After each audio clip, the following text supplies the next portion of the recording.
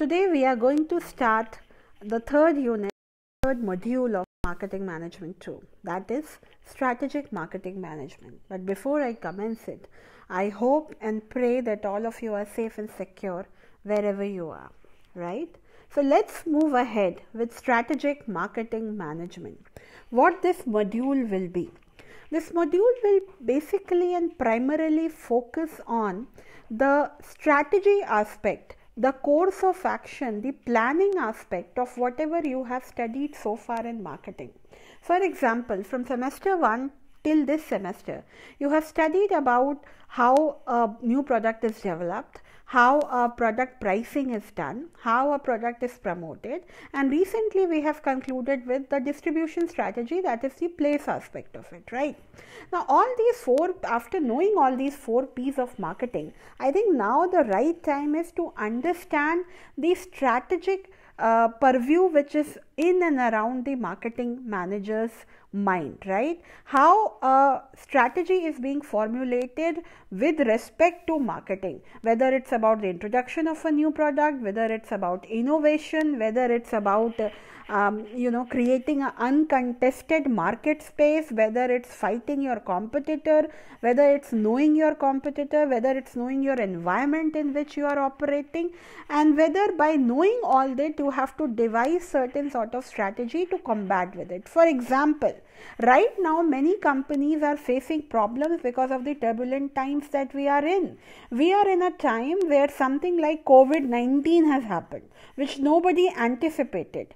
But as Raj Kapoor ji said that the show must go on, the business must go on. So what about these big companies like Procter & Gamble, Unilevers and Nestle's and Britannia's, how they are coping with it? How these pharma companies and drug companies are coping with it? How these online companies which have been delivering, things to your doorstep are coping with it? For example, Amazon is not allowed to,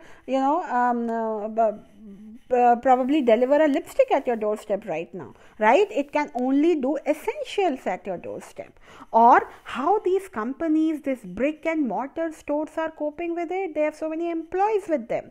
So all this course of action which is taken, whether it's in a full-fledged planned manner or it is happening because of the current situation, I think the strategic aspect of it has to be understood, that how this planning and course of action are decided in case of certain intended goal to be achieved, right? Whether it's about creating more awareness among the customers, or whether it's increasing your sales, your revenue, etc.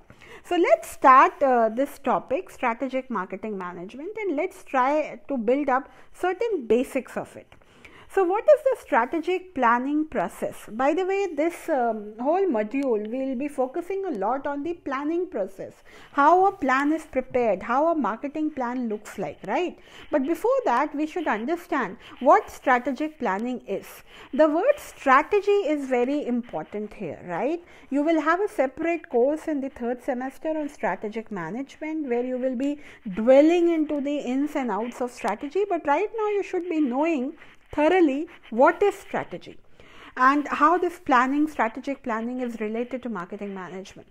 Now, strategy is the course of actions that you follow to achieve certain objective, right? The actions that you do to achieve certain objective. For example, my objective could be to get better marks this semester.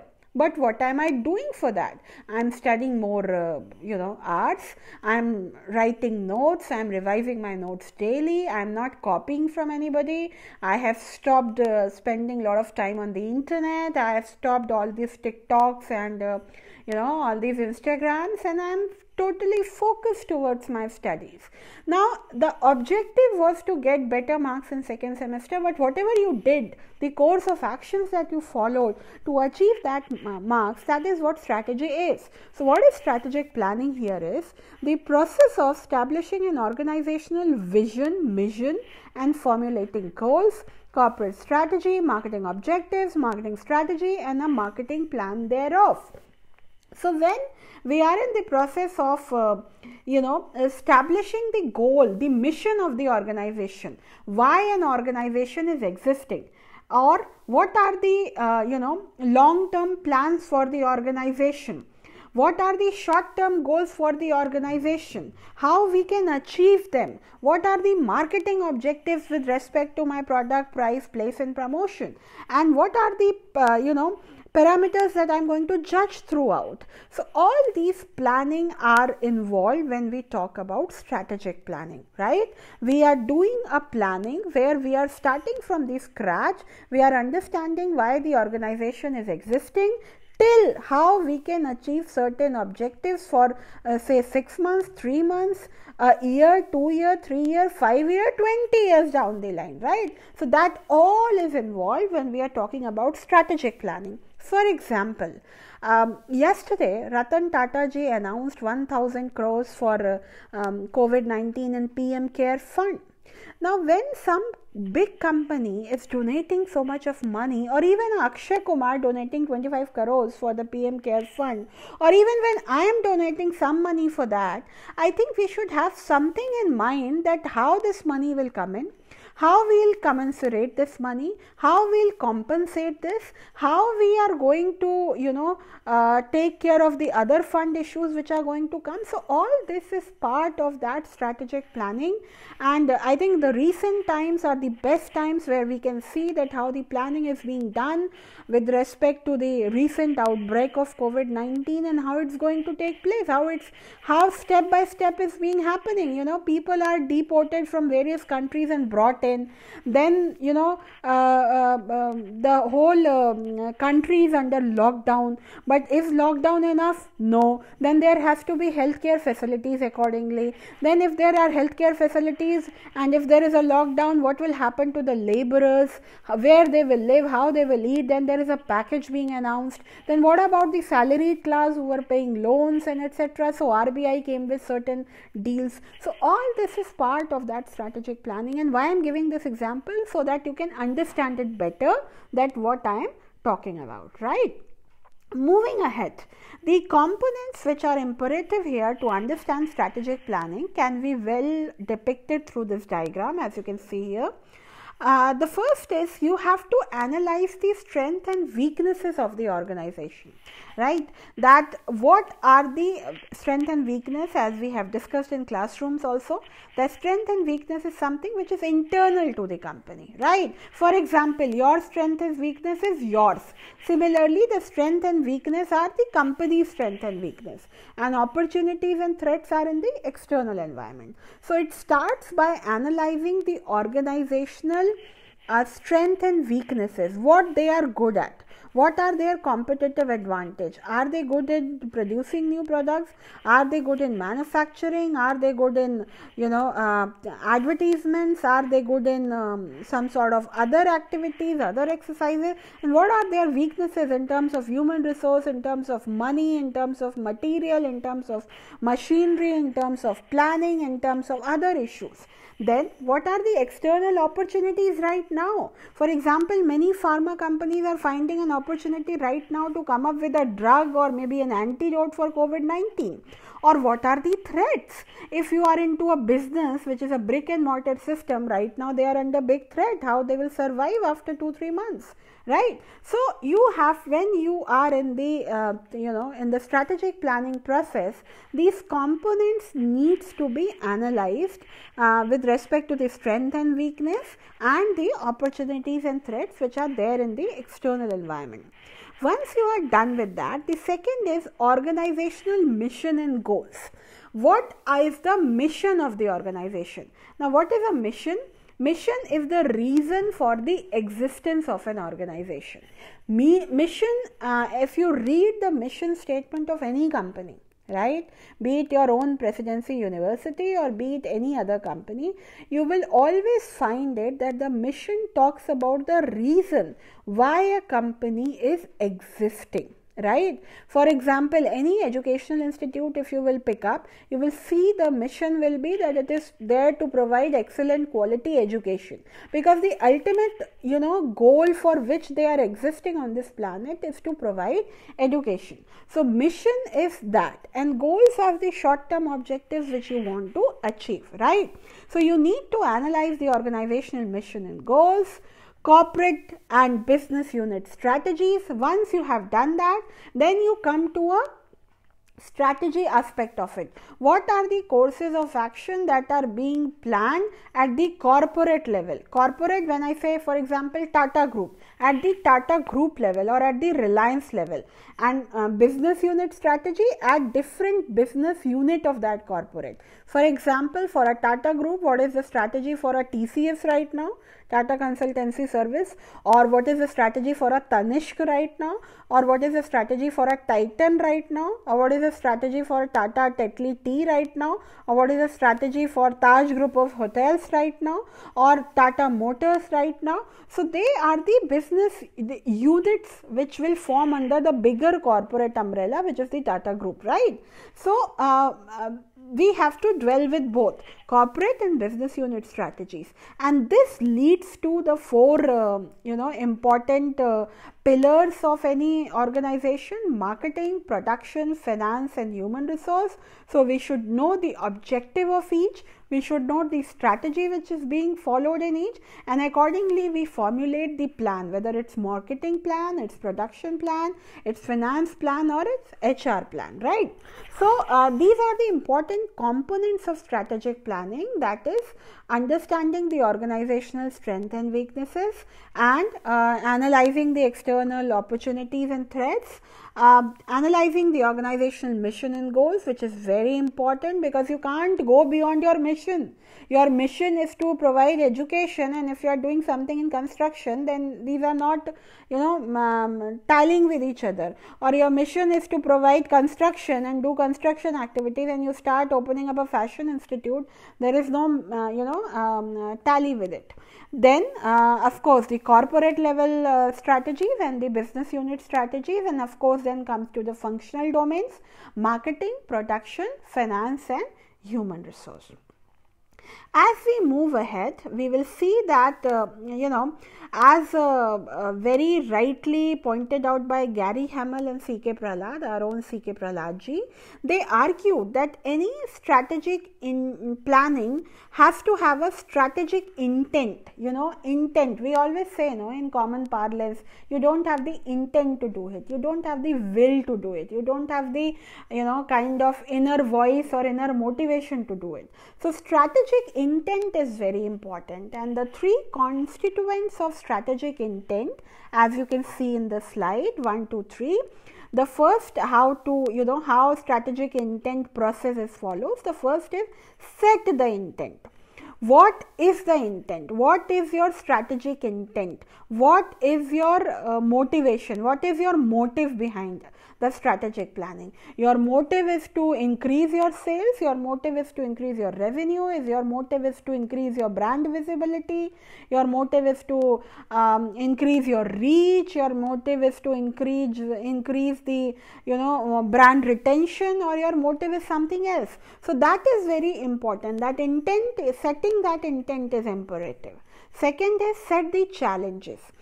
What are the challenges that might overcome? Identify those challenges, and you have to plan to overcome it, right? For example, there could be you don't have enough sales force at the field level. So if this is a challenge, what is your plan B, C, D, E to overcome it? You don't have enough information technology support for the field. So what is your plan to come out of it? Your competitor is doing pretty well in the market. You don't have any visibility in the market. So these are the challenges which one might face, and what you are going to do to come out of it. And finally, empowerment. Empowerment is very imperative. You have to empower each and every constituent of the plan. If it's the labor or shop floor employee, that also has to be taken into confidence. And if it is something which is a boss of the company, a CEO of the company, a vice president, he has to be also be part of it. So empowerment is important. Empowerment, that sense of belongingness is important, right? For example, I'm taking this example again and again so that we can understand. For example, a prime minister coming and announcing a lockdown will not work if the people or the police force, the daroga, the havaldar on the field are not letting it happen, right? So everybody from bottom to up, from top to bottom, from bottom to top, everybody has to be involved. They should feel empowered. They should feel that they have the kind of authority to take actions. So strategic intent is imperative for any strategic planning, and there are three important things in that. One is setting the intent, then set the challenges, and third is empowerment, right? Now once we are done with that, we should understand that, as I told you, for strategic planning, understanding mission is important. And as I told you, what is mission? Mission is something which is the reason for the existence of a company, that why a particular company is existing. Generally, if you see, a mission has two parts. One, what the organization is delivering and for whom it is delivering, right? As you can see in the slide itself, the mission of Google is written here: to organize world's information, right? So what it is doing, it is organizing the information which is available across the globe, and for whom it should be universally acceptable and useful for everybody, for you, for me, and we all know Google Baba ki jai. We can't live without Google. Even if I'm not taking this virtual class, you will be, you could be downloading it from Google. You could be doing a lot of Googling these days because everybody is so free. So if you see that strategic planning, for planning, understanding mission is important, and mission is the reason why a company is existing, right? What is the reason for its existence? Generally it has got two parts, as I told you: what and for whom. What is the organization, what it is delivering, and for whom it is delivering, right? Then there are other important things which you need to understand. Vision. What is a vision? Vision is the position the organization wants to attain in the future, right? It is little vague. After 10 years, what you would be. For example, you are being asked in interview many a times, what is that you see yourself after 20 years? What are you going to be, right? But it's something which motivates. It drives you. I want to be a CEO of a company, I want to be a professor somewhere. I want to be a great researcher. I want to be the prime minister. I want to be the chief minister. So it is something which motivates you. It's little vague, but still it motivates, and that's why it's important. Next is goal. Goal is something which is quantifiable targets, right? Which an organization commits to achieve. In the 6 months, we will increase our sales by 20%. It's very much achievable. So it gives you a quantifiable target. Vision doesn't give you a quantifiable target. It sets the long-term goal that you have to reach there. But a goal is something which is quantifiable. And strategy is the plan or course of action to achieve the vision or goal. How you are going to achieve it. For example, Nestle's goal in India may be to add 100 crore business by the next quarter, right? But the strategy, what it will do to achieve this goal, it want to add 100 crore business in the next quarter, in the next few months. But how it will do it? It can do it by introducing 5 new products. It can do it by assigning 50 new distributors. It can do it by increasing workforce by 20% and so on, right? So what is strategy? Again, I am repeating it as I told you in the beginning of the slides, that strategy is the course of action that you follow to achieve the goal, right? To achieve the objectives, to achieve and reach to your vision level, to do something which is justifiable to your mission, right? So you should remember these few things when you are talking about strategic marketing, that we should know what is a mission, we should know what is vision, we should know what is goal, and we should know what strategy is, right? So we will talk next whenever we are meeting about bottom of the pyramid strategy. This slides explain it all, and when I say bottom of the pyramid, I am remembering Mr. C.K. Prahalad, Stuart Hart also, and this will help us to understand what is to be done and how strategic planning is to be done for bottom of the pyramid customers. Now, what is bottom of the pyramid? I am sure you will do a lot of Googling today and you will understand it, but as for now, I am keeping it as a suspense. if I'll not say suspense, but something which you can go and search and you can find out yourself. Many of you might be knowing it, but please go and dwell more into bottom of pyramid, and next when we are meeting, we'll take it on from here. I'm sure you all like this session. As I said earlier also, Pratika Mishra is my name. नाम तो सुना ही होगा और कई बार हम मिले हैं. Please be safe and secure wherever you are. Happy reading, happy studying. In case of any doubts and queries, please feel free to ping me. Thank you very much.